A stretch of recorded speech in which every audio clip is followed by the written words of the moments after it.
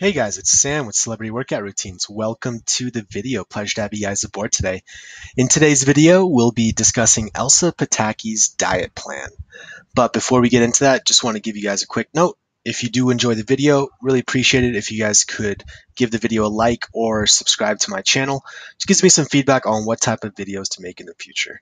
All right, let's get into it. All right, so the best type of diet to get this type of physique is going to be a low carb diet, since the goal here is to go for slender yet toned. You're going to want to restrict calories, carbs, all these unwanted sugars and processed foods while also having a high protein diet so that while you are trying to lose weight and get that slender look, you're going to be maintaining your muscle mass. And that's best achieved with a low carb diet. Essentially, when you restrict carbohydrates for a extended period of time, your body starts to use different metabolic pathways in order to burn fat and use for energy.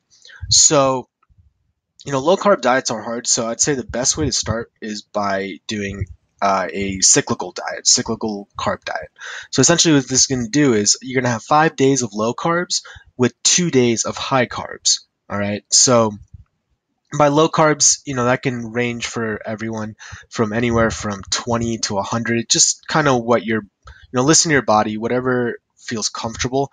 If you start feeling sick or sluggish or tired throughout the day, then you can always bump up the carbs a bit.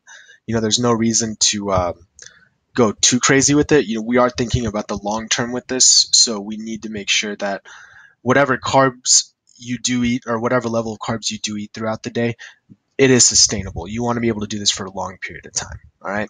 So cycle the carbs and make sure that on your low carb days, you're eating a high protein diet. What this is going to do is, due to your strength training and your cardio, you're going to want to maintain your muscle mass. Getting to a low body fat percentage and not having any of that muscle foundation underneath, it's not going to be the look you're going for. So make sure that you are strength training, you have a high protein diet, and that's going to make sure that once you do get to those lower body fat percentages, that your arms, your muscles are showing through, and it's going to give you that toned look.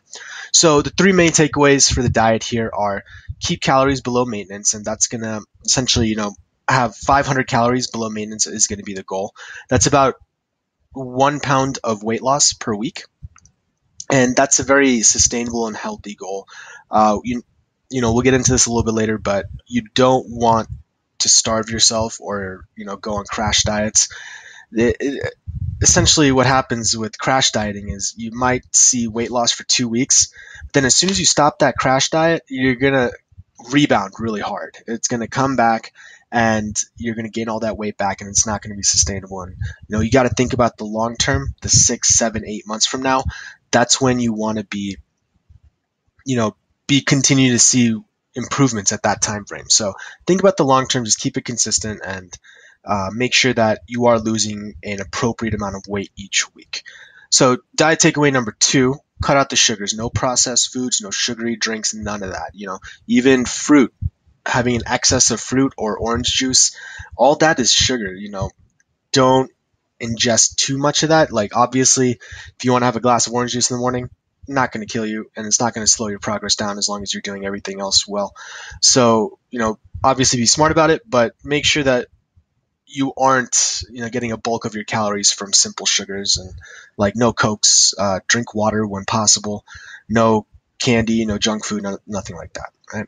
Diet takeaway number 3, like I discussed earlier, eat protein. You're going to need that protein. When you lift weights, you're tearing your muscle fibers.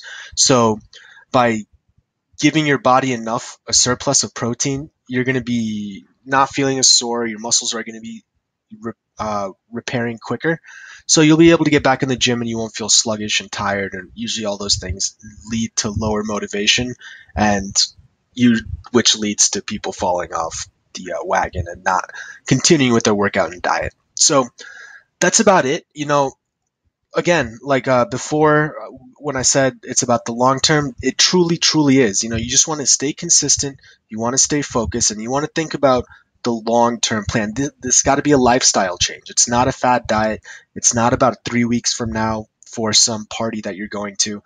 You want to make these changes for the long run. And if you approach it with that mindset, then, as soon as you hit your goal, you'll won't be any different to maintain it for 2 years, 3 years, 4 years, 5 years. Like down the road is what you want to think about. So that's it for today, guys. I hope you guys enjoyed the video. Again, if you enjoyed the video, please give this video a like or subscribe to my channel. Gives me some great feedback on what you guys are enjoying. All right, catch y'all later. Thanks. Peace.